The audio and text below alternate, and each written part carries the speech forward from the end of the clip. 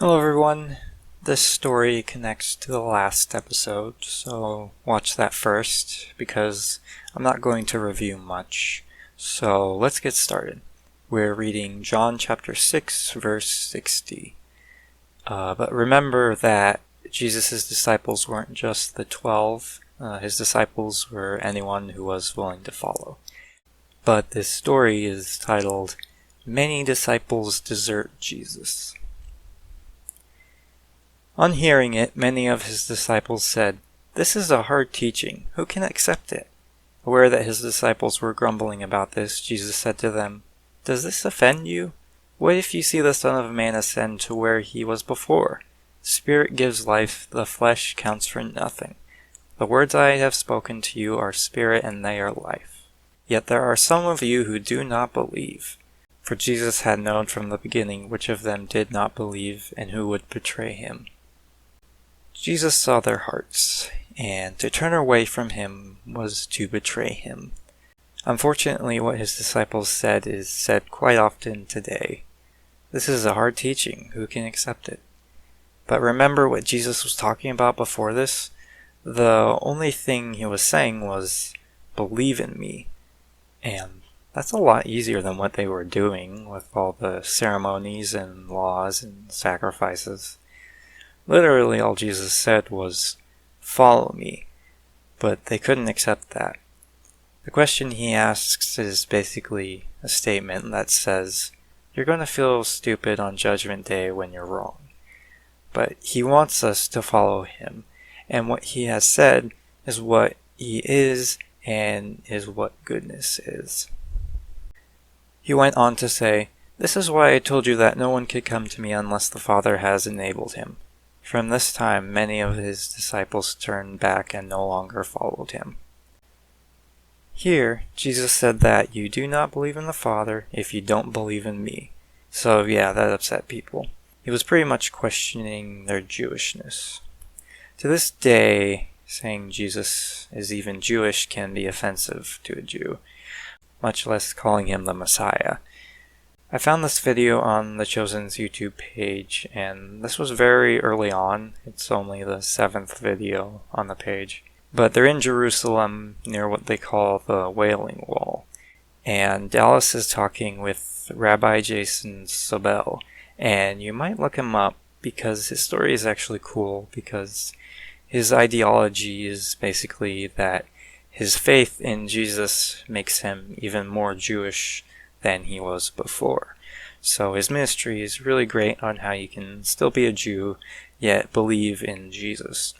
However, he's definitely in the minority, and I'll put up a clip, hopefully you'll be able to hear it, but someone yells something in the background. But let's talk about why it's important that Jesus is Jewish in order to be the Messiah.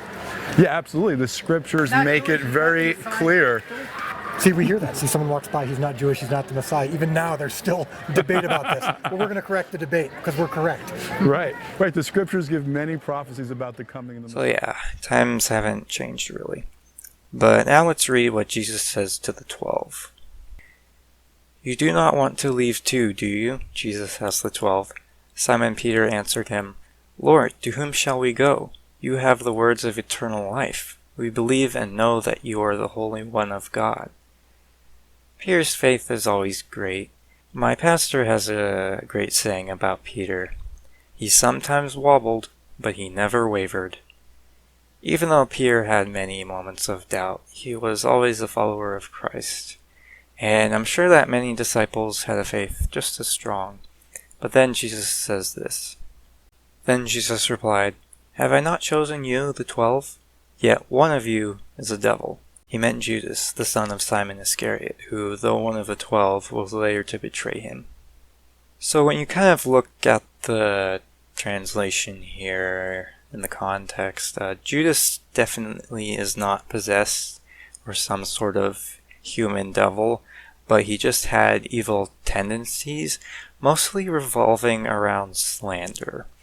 So basically, Judas probably didn't even seem evil because he was all for the Messiah, but his Messiah was different than what Jesus actually was. And this reminded me of an idea I had for another video for this channel, which I will do eventually, but let's talk about it now. In movies, and what I'm thinking about here is the MCU, the most interesting villains are the ones who are kind of right. The ones that are just evil for the sake of being evil are pretty boring. But like Warmonger from Black Panther, for example, is just right, which makes him interesting. But he is still the villain. Why? Because he takes good morals and makes the wrong conclusions. And I definitely feel like Judas is like that. He was kind of right in a lot of things. The main one being that the Romans suck. And so the Romans probably did deserve to get wiped out, but genocide is still evil. It's almost hard to even blame Judas, but he was still wrong. And even we learn that Judas was stealing money from the disciples. And I don't know this for a fact, but I believe that in Judas's mind, he was doing the right thing. He was like, these guys, including Jesus, have no idea how to best use our money, but I could take the money and use it to feed the poor, and I could do some really great stuff. And he's right. They could have sold, well, I'm getting ahead of myself, but still, they could have sold that perfume and fed the poor. But what he was doing there was not trusting in Jesus and not trusting in the right Messiah. And, ladies and gentlemen, I'm almost wondering if that's more common today than it was back then. You are following the wrong Messiah. Well, probably not whoever's watching this. Love you guys. But still, you all need to check yourselves, because many of us Christians follow a Messiah that will wipe out the Romans, whatever that looks like in the modern climate. Why? Because we are right, and justice needs to get served. But people, vengeance is his, not ours. And we are not supposed to force God's hand into giving justice.